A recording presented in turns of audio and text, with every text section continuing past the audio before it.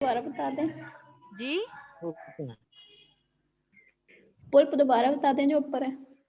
जो पुल्प होता है ये एसेक्सुअली जो प्रोड्यूस होता है, और ऐसे निडेरियंस, ठीक है, जो कि सबस्ट्रेटम के साथ, रॉक के साथ अटैच रहते हैं, मूव नहीं कर सकते, उनको हम पोल्प कहते हैं। ये अभी हम नेक्स्ट पढ़ेंगे तो वहां पे भी आप देखिएगा विद डेफिनेशन के साथ लिखा हुआ है। मैम मैम इनमें जो है हाइड्रा ना की रिप्रोडक्शन जो होती है वो बाय बडिंग होती है ना? जी जी। Mesoglea, mesoglea lies between the excuse me ma'am, epidermis. जी, सीलियर सीलियर्स में आप क्या एक बात सुने स्टूडेंट्स, जैसे आप लोग बोल रहे हैं ना, आपकी वजह से बाकी भी क्लास डिस्टर्ब हो रही है, और इवन मैं भी डिस्टर्ब हो रही हूँ। मैम? सीलियर सीलियर जी, एक तो आप मेरी बात मानेंगे, आप लोग अपने प्लीज माइक ऑफ करें, मैसेज में प्लीज पूछें।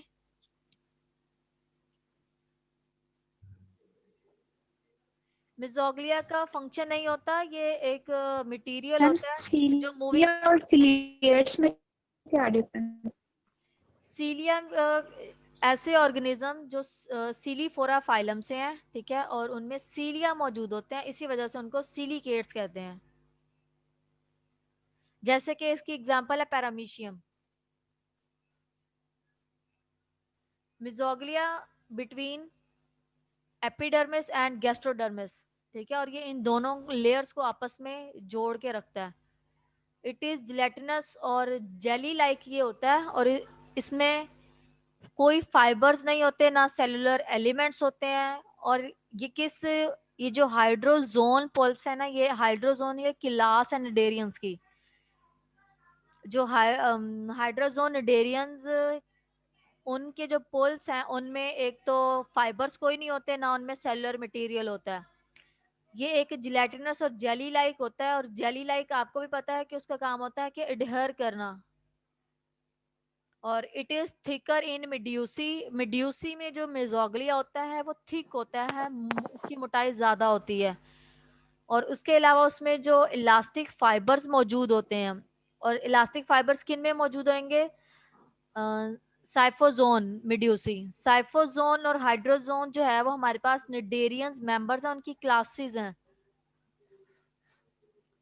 ठीक है। और इनके मिड्यूसी और हाइड्रोजोन के जो पोल्स हैं, इनमें ये डिफरेंस है कि इनमें कोई भी फाइब्रस नहीं होता, लेकिन जो साइकाइफोजोन के मिड्यूसी हैं उनमें फाइबर्स मौजूद होते हैं, और उनमें जो मिजोग्लिया होता है वो थिक होता है। और इसके अलावा जो हाइड्रोजोन मिड्यूसी हैं उनमें अमेबाइड सेल्स होते हैं और एपिथेलियो मस्कुलर सेल्स होते हैं। अमेबाइड सेल्स वो होते हैं जैसे कि अमेबा में पाए जाते हैं, और वो हेल्प करते हैं मूविंग में। जो मिड्यूसी होते हैं वो, उनमें एबिलिटी होती है मूव करने की। जो पोल्प होते हैं वो मूव नहीं कर सकते, वो ससाइल होते हैं। और जो एपिथेलियो मस्कुलर सेल्स है, इनका काम होता है कॉन्ट्रैक्शन का, सेम जैसे मसल्स कॉन्ट्रैक्ट करते हैं। मिड्यूसी और पोल्प जो है ये दोनों रिप्रोडक्शन की टाइप्स है। मिड्यूसी जो है ये सेक्सुअल रिप्रोडक्शन से प्रोड्यूस होता है, जो पोल्प है वो एसेक्सुअल रिप्रोडक्शन से प्रोड्यूस होता है। जो मिड्यूसी है, मिड्यूसी ने मूव करना होता है, इसमें मोबिलिटी की वैल्यू होती है, मूव करने की एबिलिटी होती है। लेकिन जो पोल्प होता है वो मूव नहीं कर सकता, वो ससाइल रहता है। जिलेटिनस का मतलब ये होता है कि जेली लाइक, जैसे जेली होती है।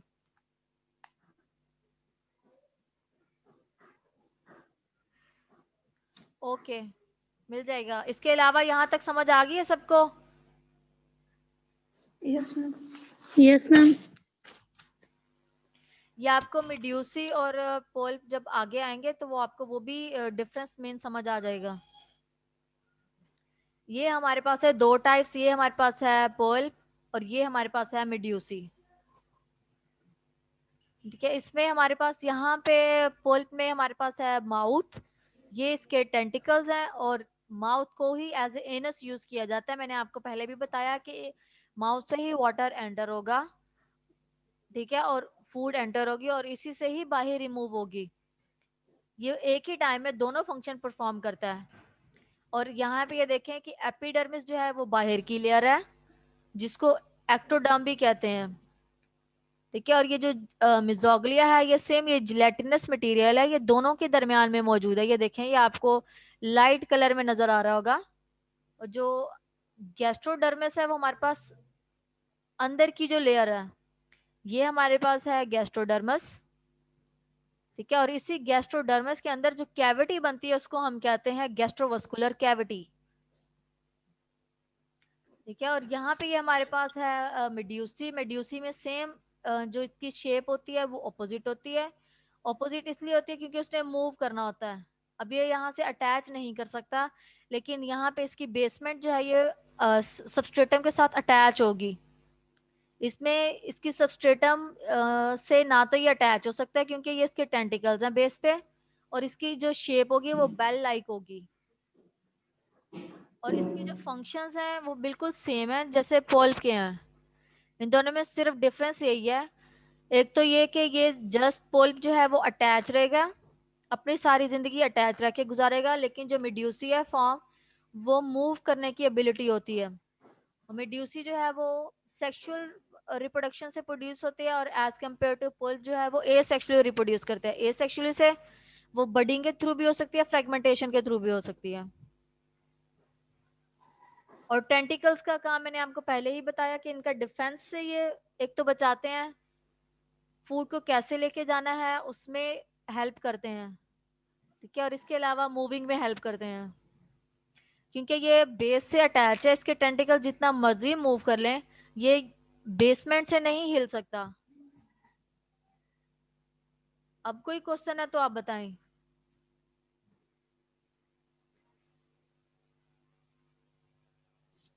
मैम ये डायग्राम बनानी है।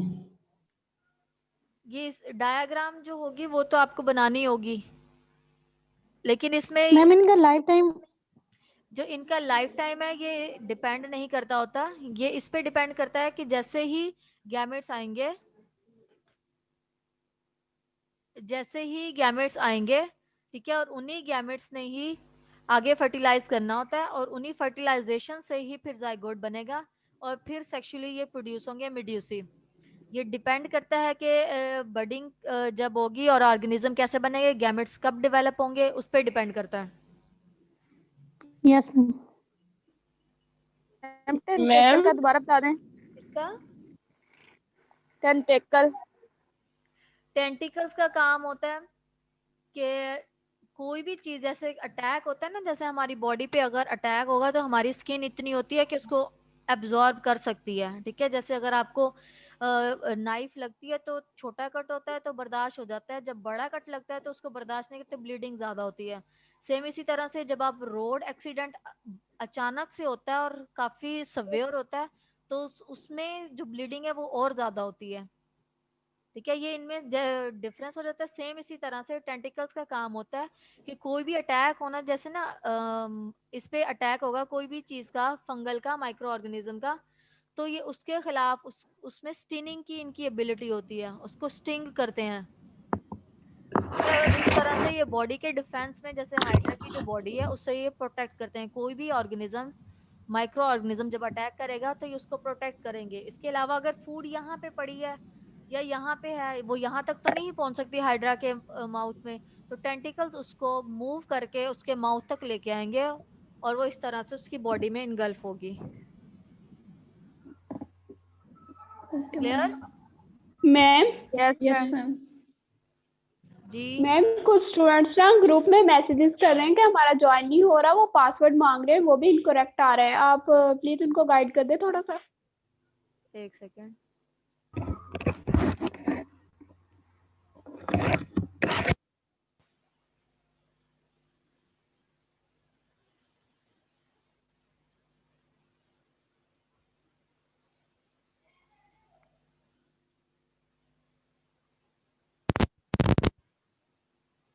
एक सेकेंड बच्चे।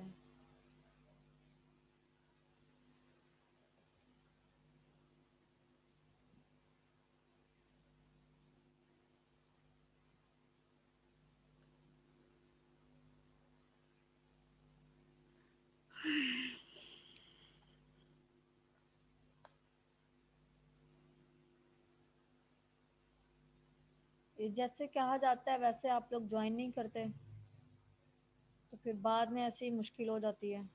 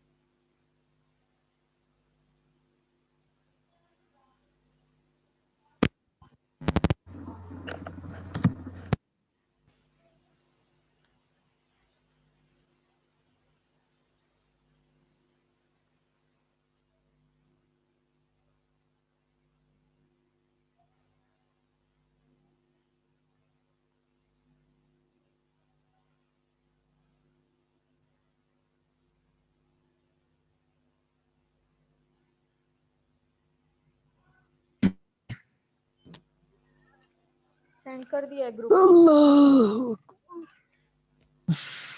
ये वॉइस बंद करें अपनी अपनी। अब्दुल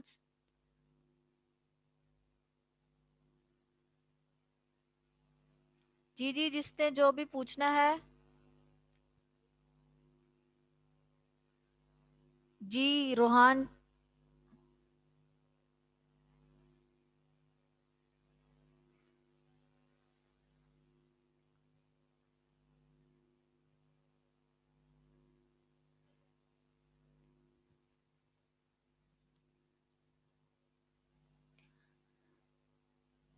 यहाँ हम पढ़ रहे थे निडेरियन एनाटॉमी। निडेरियन एनाटॉमी में दो बॉडी शेप्स हैं, पल्प और मेड्यूसी। टेंटिकल्स क्या है? With stinging cells. Stinging cells जो अपना जो मतलब डंग मारना जिसे कहते हैं ना, वो कि कोई भी जैसे ऑर्गेनिज्म अटैक करेगा, माइक्रो ऑर्गेनिज्म, तो ये उसको स्टीनिंग कर देंगे, उनको डंग मार के उनको पैरालाइज कर देंगे। इसमें निमेटोसिस्ट आएंगे, उनका भी यही काम होता है। जस्ट एक सेकंड। इसके बाद one mouth opening. One mouth opening where food comes in and waste comes out. ये मैंने आपको पहले ही बताया कि इसमें सैक टाइप होता है, एक ही माउथ होता है, और वो एज ए एनस भी यूज होता है और एज ए माउथ भी यूज होता है। सेंट्रल कैविटी, गैस्ट्रोवास्कुलर कैविटी, उसमें जो सेल्स कंटेन करते हैं डाइजेस्टिव केमिकल्स को रिलीज करता है और वो ब्रेक डाउन करते हैं फूड की। इसका मतलब यह है कि जो डाइजेशन है वो गैस्ट्रोवास्कुलर कैविटी में होती है, ठीक है, डाइजेस्टिव केमिकल्स की मौजूदगी में। ओके, वॉइस बंद करें, किसकी वॉइस आ रही है?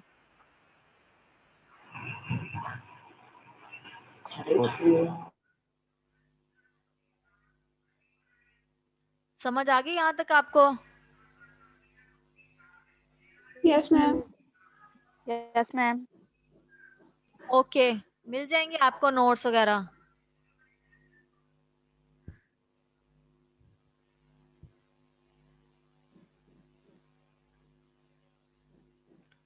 निमेटोसिस्ट जो है वो हमारे पास जो निडेरियन सेल्स हैं उसी में ही पाए जाते हैं। निमेटोसिस्ट का क्या काम होता है? सेम ये क्वाइल होते हैं। क्वाइल मतलब कि सेम इस तरह से, बल खाते हुए मैम। जी जी, बल खाते हुए, ठीक है। और इनमें भी क्या है? लाइक स्टिंगर, ठीक है, और spring into the prey and releases toxin.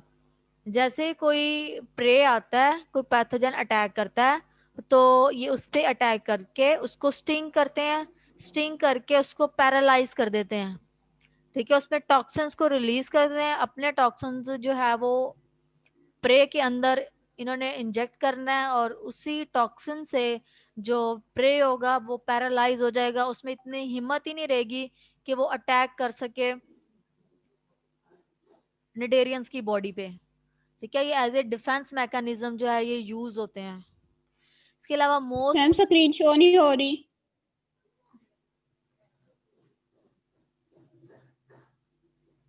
Ma'am हो रही है। मैम हमें हो रही है। अब हो रही है वो, मैम मुझे नहीं हो रही। अब भी नहीं हो रही। मैम हो रही है। नो मैम नहीं हो रही। फिर आप दोबारा से कनेक्ट करें। पहले तो वो नहीं शो हो रही थी क्योंकि वो मैं स्टूडेंट्स का करने लगी थी, लेकिन अब शो हो रही है। आप दोबारा से फिर कनेक्ट करके आएंगे।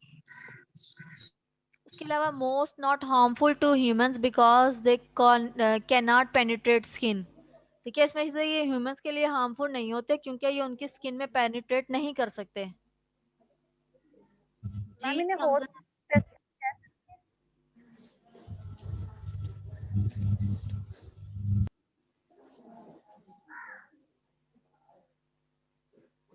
जी क्या कह रहे हैं आप?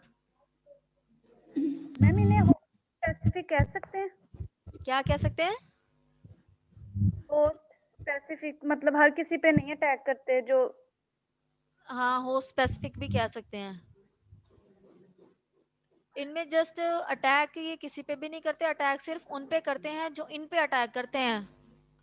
ठीक है, ये ऐसे ही किसी पे Yes, अटैक ma'am. नहीं करते। ये सिर्फ अपने आप को बचाने के लिए जो इन पे प्रे अटैक करेंगे, पैथोजेंस सिर्फ उन पे अटैक करते हैं। इसके बाद हमारे पास है डाइमॉर्फिज्म। डाइमॉर्फिज्म और पॉलीमॉर्फिज्म। ठीक है, निडेरियंस वाहिद ऐसे मेंबर्स हैं, ठीक है, जिनमें पॉलीमॉर्फिज्म मौजूद होती है। Polymorphism they have two different body types. ठीक है, इनमें दो डिफरेंट टाइप्स की बॉडी होती है, जैसे कि हमने पढ़ा कि पोल्स और मिड्यूसी। पोल्स जो होते हैं द सेडेंटरी और ससाइल टाइप, ठीक है, जो कि अटैच रहते हैं, that lives attach to the ground. ये जमीन के साथ अटैच रह के ही अपनी जिंदगी गुजारते हैं। The mobile type that floats, ठीक है, मोबाइल की वजह से इनमें एबिलिटी होती है मूव करने की, और इनको मिड्यूसी कहते हैं। बाकी इनका जो स्ट्रक्चर है वो सेम है जैसे मैंने आपको लास्ट डायग्राम में दिखाया। जी मैम। इसके बाद निडेरियंस में रिप्रोडक्शन कैसे होती है, एसेक्सुअल और सेक्सुअल। इसमें जो एसेक्सुअल है वो बडिंग और फ्रेगमेंटेशन से होती है। बडिंग और फ्रेगमेंटेशन का प्रोसीजर वही है जैसे हमने स्टार्ट की स्लाइड्स में पढ़ा था कि एक ऑर्गेनिज्म से अलग बड बनेगी और वो अपना अलग इंडिविजुअल क्रिएट कर लेगी। सेम इसी तरह से जो बॉडी है वो फ्रेगमेंट्स में डिवाइड हो जाएगी और वही फ्रेगमेंट्स जो है वो न्यू इंडिविजुअल बना देंगे। और सेक्सुअल रिप्रोडक्शन का ये है कि जो इनकी एक्सटर्नल फर्टिलाइजेशन और इंटरनल फर्टिलाइजेशन में डिफरेंस ये होता है कि जो फर्टिलाइजेशन है मतलब एग और स्पर्म आपस में यूनाइट करते हैं, मेल और फीमेल रिप्रोडक्टिव ऑर्गन्स जो यूनाइट करते हैं वो आउटसाइड द बॉडी करते हैं। ठीक है, उसको कहेंगे एक्सटर्नल। लेकिन जो फर्टिलाइजेशन जो है वो इनसाइड द बॉडी होगी उसे कहेंगे इंटरनल फर्टिलाइजेशन। जो निडेरियंस हैं ये ज्यादातर अपने फ्रेश वाटर में या मैरीन में रहते हैं, इसीलिए इनकी जो एक्सटर्नल फर्टिलाइजेशन है वो वाटर में ही होगी। ये इसकी जो रिप्रोडक्शन का साइकिल है। ठीक है, इसमें सबसे पहले ये हमारे पास है एक पोल पे, ठीक है, उसकी कॉलोनी है। और इसमें से जो एक है हमारे पास फीडिंग पोल जो जस्ट फीडिंग का काम करता है, एक है रिप्रोडक्टिव,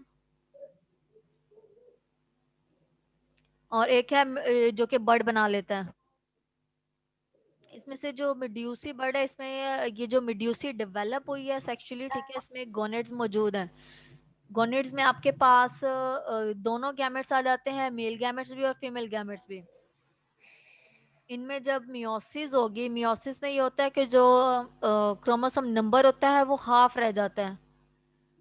ठीक है, और जब इनमें मियोसिस होगी तो एग जो है वो गैमेट्स अलग हो जाएंगे और स्पर्म अलग हो जाएंगे। जब जी मैम इंटरनल बर्ड को गैम्यूल्स कहेंगे जी इंटरनल बर्ड को और एक्सटर्नल गैम्यूल जस्ट पोरीफिरा में कहेंगे। और इसके अलावा जो इंटरनल बडिंग है वो किसी भी फाइलम में नहीं होती एक्सेप्ट पोरीफिरा के। ठीक है, जो एक्सटर्नल बडिंग है उसको जस्ट बडिंग कहेंगे, उसको गैम्यूल या उसका कोई नेम नहीं है। क्लियर? जी मैम, ओके, थैंक यू। जब गैमेटोजेनेसिस होगी, ठीक है, मियोसिस के थ्रू जो गैमेट्स बनेंगे एग और स्पर्म, ये जब यूनाइट करेंगे इसको कहेंगे फर्टिलाइजेशन। फर्टिलाइजेशन से जो जाइगोट बनेगा ये बनाएगा लार्वा। और जो निडेरियन फाइलम है, हम जस्ट लार्वा बोलते हैं, डिफरेंट फाइलम में लार्वा के जो नेम है वो डिफरेंट है।